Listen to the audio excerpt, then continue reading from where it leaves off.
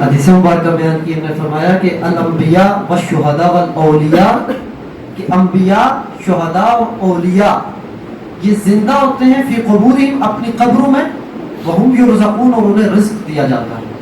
हाँ? तो फरमाया कि जब हम दुनिया में रहते हुए इनमें से किसी के मज़ार पर इनकी ज़ियारत करते हैं, हाजिर होते हैं, तो फिर ये बैग में रिवार्ड देते हैं। वैसे भी हम आपस में दोस्त आप किसी के घर में जाएं तो फिर वापस हम भी कहते हैं हम भी यार इसने मेरे साथ अच्छा किया, तो कहते हैं कि क्या हम उनके पास जाएं वो हमसे ज्यादा करीम है? ये कैसे हो सकता है कि हम उनके पास हैं और वो फिर हमारा इकराम ना करे और हमें वापस मुड़ के उसको कोई जवाब ना दे?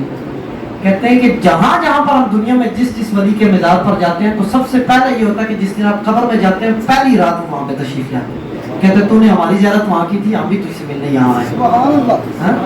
फिर फरमाया कि औलिया सालिहीन की ज़ियारत करते रहा करें, करते रहे।